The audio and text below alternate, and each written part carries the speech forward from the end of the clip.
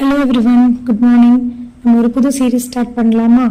இந்த சீரீஸை நான் எதுக்கு ஸ்டார்ட் பண்ணுறேன்ற ரீசனையும் உங்களுக்கு நான் சொல்லிடுறேன்.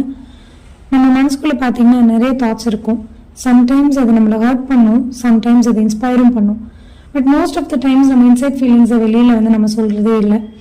ஸோ அப்படி சொல்கிறதுக்கு தான் இந்த மனம் மறுபக்கம் அப்படின்னு சொல்லிட்டு ஒரு சீரீஸு. இது என் மனசில் வர தாட்ஸ், ஃபீலிங்ஸ், ஸ்ட்ரகிள்ஸ், லேர்னிங்ஸ் எல்லாத்தையும் நான் இந்த சீரீஸில் ஷேர் பண்ணலாம் அவங்க கூட அப்படின்னு சொல்லிட்டு இருக்கேன். சம்டைம்ஸ் அது உங்களோட வாழ்க்கையோட ரிலேட் ஆகலாம், சம்டைம்ஸ் அது உங்களுக்கு புதிய பெர்ஸ்பெக்டிவும் கொடுக்கலாம், சம்டைம்ஸ் போரிங்காக இருக்கலாம். நம்ம சொசைட்டியில் ஒரு பெர்செப்ஷன் இருக்குது, ஆல் மென் ஆர் சேம் அப்படின்றது. சில ஆண்களால் நம்ம ஹர்ட் ஆகிருப்போம், இல்லை சீட் பண்ணப்பட்டிருப்போம், அதனால நமக்குள்ள அந்த தாட் வந்திருக்கலாம். என்னோட வாழ்க்கையில் சில இன்சிடென்ட்ஸ் நடந்திருக்கு, சில வேர்ட்ஸ் இன்னுமே என்னை ஹர்ட் பண்ணிட்டு இருக்கு. அதே சமயம் நான் நிறைய நல்ல ஆண்களையும் சந்திச்சிருக்கேன்.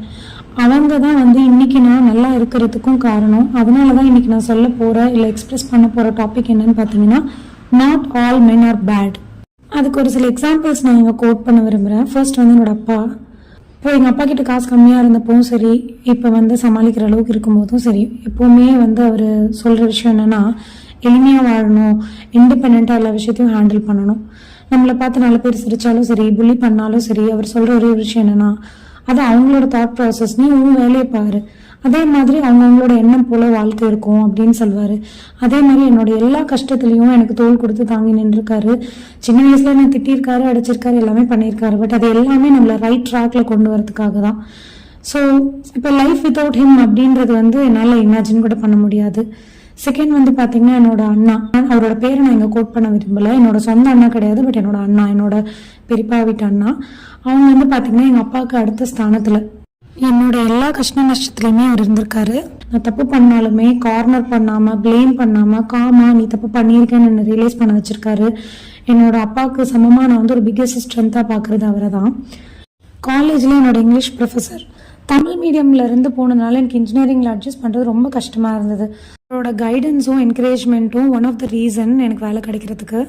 அடுத்து என்னோட ஹஸ்பண்டு. ஒரே சென்டென்ஸில் சொல்லணும்னா, அவர் இல்லைன்னா இன்றைக்கி நான் இல்லை. அதுதான் என்னோட டார்க்கஸ்ட் ஃபேஸஸில் என்னை ஆல்மோஸ்ட் கேவ் அப் கடவுள் எனக்கு அனுப்பின ஒருத்தர் தான் அவர். அடுத்து என்னோட ஃபர்ஸ்ட் கம்பெனி மேனேஜர் மாதிரி இல்லாமல் என்னையும் சரி, என் டீம் மெம்பர்ஸையும் சொல்லி தன்னோட ஃபேமிலி மாதிரி நடத்தி ஃபேமிலி ஸ்ட்ரகிள்ஸ்லையும் நிறைய ஹெல்ப் பண்ணியிருக்காரு. காலேஜ்லேயும் சரி, ஏர்லி ஒர்க் ஸ்பேஸ்லேயும் சரி, ஃப்ரெண்ட்ஸும் அப்படி தான் அமைஞ்சாங்க. எஸ், சில பேட் மென்னையும் நான் சந்திச்சிருக்கேன். பட் இன்றைக்கி நான் செலிப்ரேட் பண்ண விரும்புகிறது என் வாழ்க்கையில் ரோல் ப்ளே பண்ண நல்ல ஆண்களை. உங்களோட வாழ்க்கையிலும் ரைட் மென்னை கண்டுபிடிங்க, அவங்களை அப்ரிஷியேட் பண்ணுங்கள். Because not all men are bad. இந்த மாதிரி கண்டென்ட் உங்களுக்கு பிடிச்சிருந்ததுன்னா சொல்லுங்கள். Let's see the other side together. Thank you.